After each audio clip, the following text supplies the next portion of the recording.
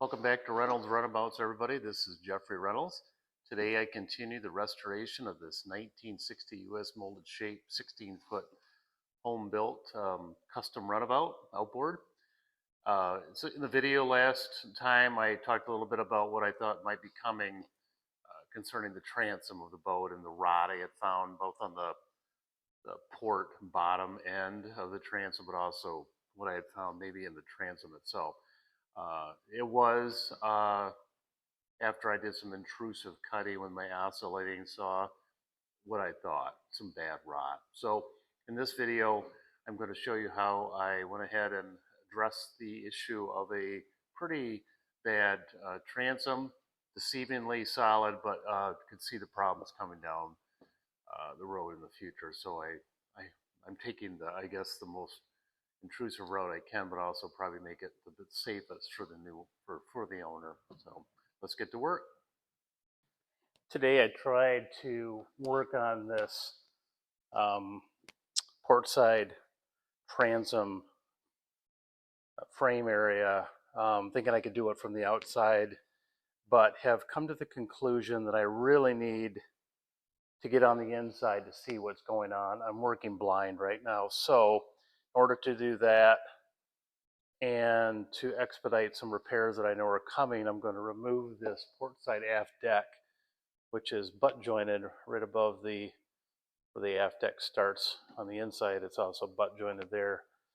That will also allow me to take off these mahogany lumber sheer rub rail pieces, which need to be scarfed as well and repaired. And that will give me full access to the inside of this frame. Even though this hull is now loose, I took the fasteners out. It just does not allow me enough access to do a good repair. So I'm going to take the deck off. This is butt jointed about halfway up. This will come off, and then I'll have to get the spray rail, which, like the Wagemaker I worked on in the last year, there's a batten on the inside of the hull where the head of the fastener goes through, and then the shank of the screw goes into this. So it gives you a nice blind fastener, and then there's a decorative rub rail, aluminum or stainless, that goes on the outside. It's a pain, but it's well done, and I have to take these off anyways to do some scarfing and repair. I might as well just do everything at once and work on some of this topside repair work while I'm here, and I think make it a whole lot easier on me to see what's going on. So back to work.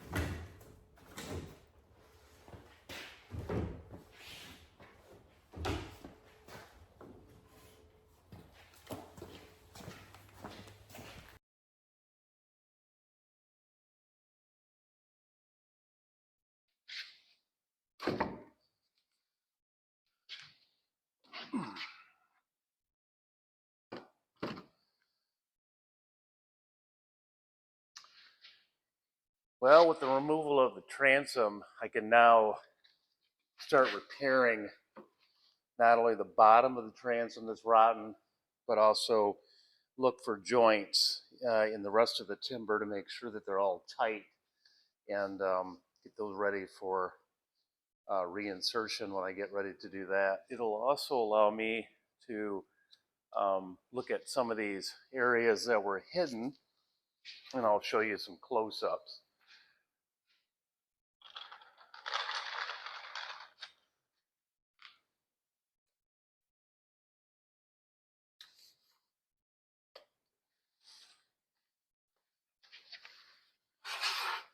some of the areas that I couldn't do any investigation with because they were covered by the transom is this aft edge of the molded hull that the owner had bought before he started this kit or customization. It also shows you some of the how bad the wood is in the back. This is where the patch, you might remember the fiberglass patch. And so what I'm going to have to do is to create new body here on the back with both plywood and fiberglass and get this back out to where it belongs so that that transom will fit within this area like it did before. Majority of it's fine, and I was hoping for. So when I make a new bottom for the transom and then reskin it with new plywood, it'll give it a really nice look on here. You can see there's rot here. I didn't know that. So more than likely I'll replace this. While this has minimal transom structural support, it's where the shelf of the engine floor sat, but it does have port to starboard structural strength, so it's important I get that fixed.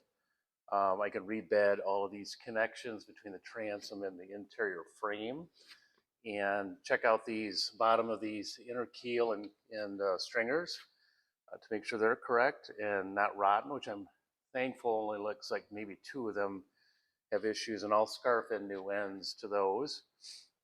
And then it'll also allow me to remove this framing and get this bottom all ready to go for sealer, stain, and varnish without being hampered by framework. So I'm looking forward to getting just getting this boat back into shape in this area so that I can move forward, which is the rest of the boat is in really good shape. So I'm going to continue taking this apart and get this out of here and start assembling quite a pile of lumber that is going to have to be addressed in another video where I'm just taking it apart. In this part here, probably replacing. There's enough rot here that I'm a little concerned.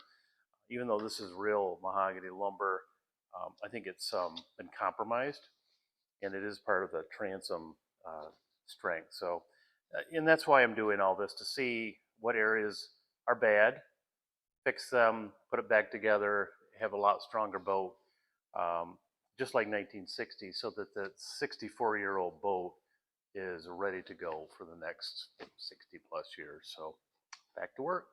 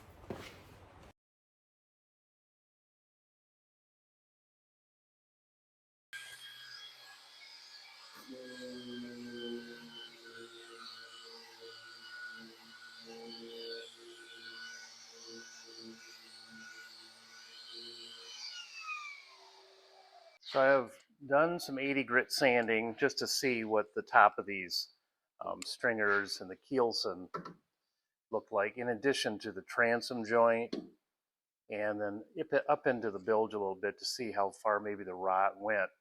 What I found was just a lot of finish delamination, meaning the stain and the varnish. Now, obviously this is a very wet area, and it runs all the way up the bilge where the water collects and then should come back. Not a surprise. The edge of the molded plywood, or the joint where the transom goes in, very good condition. This stuff is bulletproof.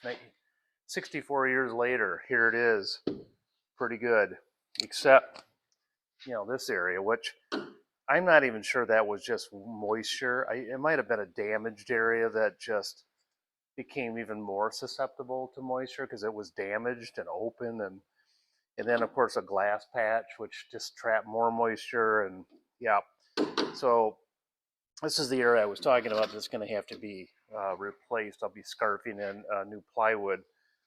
Over here as well, I've got some on the edge. It was the outside edge of the transom, got a lot of abuse. It should have had a transom band, which is on the outside of the hull at the corner.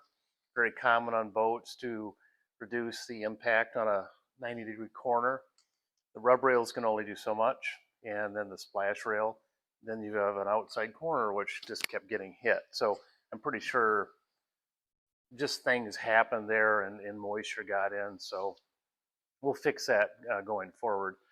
The top of the stringers are deceivably, they look good. The two inner ones look like they're true mahogany and are fine. These outer two, I'm not sure. They don't look like mahogany, and they're both rotten. So, I can stick that in there, and you can go up as far as you want. It looks hard, but then you stick it underneath, it's gone. So what has happened, and the moisture has gotten trapped between the hull and the stringer, which is, makes total sense. The bedding pound gave away years ago, let the moisture in. That's where the water was always sitting. And I'm not sure that's mahogany. So it doesn't have the rot resistance that mahogany lumber does. It looks like it might be pine, but I'm not sure. And to do that, I am going to remove everything in the bilge. I will leave the deck framing on, which will give the boat support, and I will take the inner keel and the stringers out just so I can see what's underneath them. I was going to remove them anyways, sand them, seal them, and rebed them into a freshly sanded hull, stained and varnished. So it has to happen anyway. So I'm just going to go ahead and do it now. In order to do that, I need to flip the boat back over, and because the fasteners are through the bottom of the hull and into the stringers in the inner keel, which is great. That's the real strength of that joint is this, not the very thin plywood. So they went from bottom up. See.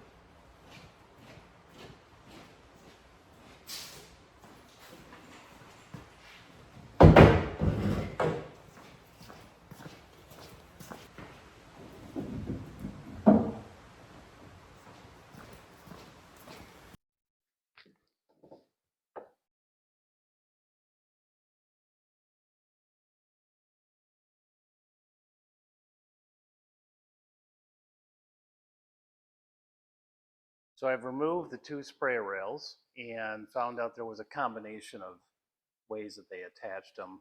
Majority of the fasteners were on the inside, like I thought. And then there was a drift bolt at the very front it's a flat bolt, and then it has a threads on the inside for the nut and the washer. It had that at the leading edge, which is a great place to put that for something ever hit it. That would be where it would tear loose, and that was definitely a good measure. So kudos to the builder.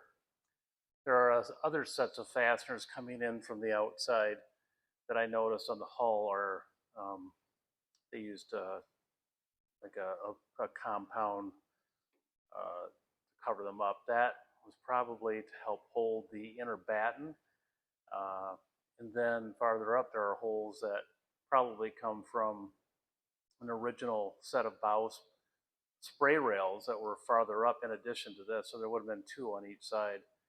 I think they were removed, never put back on, but it wouldn't be uncommon to have that up there for this vintage boat. It also helped keep the spray off the upper deck and front cockpit. So I'll have to talk to the owner about replacing that. So for now, the spray rails are off, and I'm going to flip the boat and deal with releasing the fasteners that are holding these timbers in place.